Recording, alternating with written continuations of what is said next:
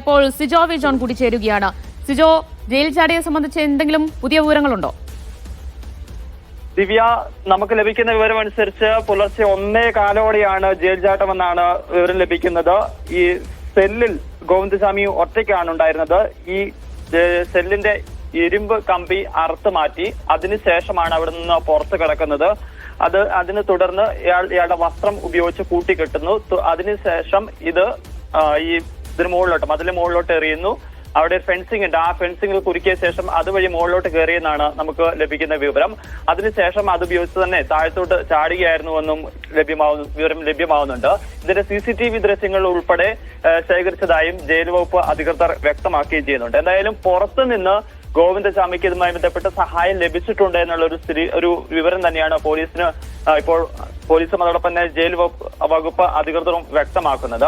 അതുകൊണ്ട് തന്നെ ഈ കഴിഞ്ഞ ദിവസങ്ങളിൽ ഗോവിന്ദസ്വാമിയെ സന്ദർശിക്കാനെത്തിയ ആളുകളുടെ കൃത്യമായ ഒരു പട്ടിക, ആരൊക്കെയാണ് വന്ന് സന്ദർശിച്ചതെന്ന് സംബന്ധിച്ച ഒരു പരിശോധനയും കൃത്യമായി നടക്കുകയും ചെയ്യുന്നുണ്ട്. എന്തായാലും ഒരു 1:15 കൂടിയാണ് ഇയാൾ ജയിൽ ചാടുന്നത് എന്നുള്ള കാര്യമാണ് വ്യക്തമാകുന്നത്. CCTV ദൃശ്യങ്ങൾ എന്ന് പറയുമ്പോൾ ജയിലിനകത്തു നിന്നുള്ള CCTV ദൃശ്യങ്ങൾ തന്നെയല്ലേ?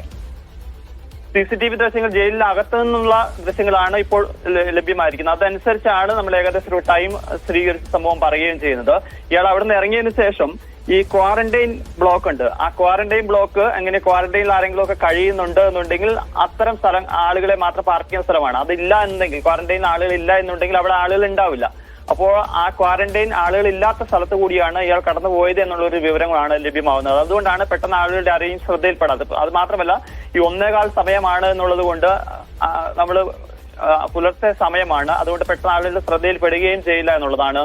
അതുകൊണ്ടാണ് ആ വഴി കടന്നു പോകുന്നതിനായിട്ട് ഉപയോഗിച്ചതായും വിവരം പുറത്തു വരികയും ചെയ്യുന്നുണ്ട്. എന്തായാലും ഇയാൾ അതിവേഗത്തിൽ കണ്ടെത്താനുള്ള നടപടികളിലേക്കാണ് പോവുകയും ചെയ്യുന്നത്. രാവിലെ 7 മണിയോടെയാണ് ഇയാൾ മിസ്സിംഗ് ആയെന്നുള്ള വിവരം മനസ്സിലാകുന്നത്. കാരണം തലേ ദിവസം ഇവിടെ സെല്ലിലാക്കി കഴിഞ്ഞാൽ പിറ്റേ ദിവസം പരിശോധനയ്ക്ക് വരുമ്പോൾ മാത്രമാണ് ഇതിലെ ആളുകളുണ്ടോ എന്ന് കൃത്യമായ ഒരു കാര്യങ്ങൾ വിവരമാവുക. അങ്ങനെ അത്തരം പരിശോധനകളിലേക്ക് പോകുന്നതിനിടയിലാണ് ഇയാൾ മിസ്സിംഗ് ആയി എന്നുള്ള ഒരു വിവരം ജയിൽ വകുപ്പ് അധികൃതർക്ക് വ്യക്തമാകുകയും ചെയ്തത്. എന്തായാലും ഒരു കാര്യം ജയിൽ വകുപ്പ് അധികൃതരും പോലീസും സ്ഥിരീകരിക്കുന്നു, ഇയാൾക്ക് തീർച്ചയായും പുറത്തു നിന്നുള്ള ഒരു സഹായം ഇതുമായി ബന്ധപ്പെട്ട് കിട്ടിയിട്ടുണ്ട്.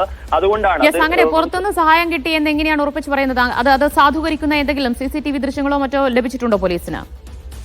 അത്തരം തെളിവുകൾ എന്ന് പറഞ്ഞാൽ ഡിജിറ്റൽ തെളിവുകളല്ല, കൃത്യമായ ഒരു ആസൂത്രണം നടന്നിട്ടുണ്ടോ എന്നുള്ള ഒരു വിവരത്തിലേക്കാണ്, ഒരു നിഗമനത്തിലേക്ക് തന്നെയാണ് അധികൃതർ എത്തുന്നത്. അതുകൊണ്ട് തന്നെയാണ് പുറത്ത് ചാടിക്കഴിഞ്ഞാൽ, അവിടുന്ന് കടന്നു കഴിഞ്ഞാൽ അവിടെ നിന്ന് കടന്നു പോകുന്നതിനുള്ള സൗകര്യങ്ങളൊക്കെ ലഭ്യമായിട്ടുണ്ടെന്നുള്ള ഒരു കാൽക്കുലേഷനാണുള്ളത്. ഈ കഴിഞ്ഞ ദിവസങ്ങളിലൊക്കെ ഇയാളെ സന്ദർശിച്ച ആളുകളെ കേന്ദ്രീകരിച്ചും അന്വേഷണം നടക്കുന്നുണ്ട്. ആരൊക്കെയാണ് സന്ദർശിച്ചത്, അവരെ ഇപ്പോഴെവിടെയാണ് എന്നുള്ള അവരുടെ കോൺടാക്ട്സ്, അതോടൊപ്പം തന്നെ ഇവരുടെ ഫോൺ റെക്കോർഡ്സ് ഉൾപ്പെടെയുള്ള വിവരങ്ങൾ ശേഖരിക്കുന്നുവെന്നാണ് ജയിൽ വകുപ്പ് അധികൃതർ വ്യക്തമാക്കുകയും ചെയ്യുന്നത്.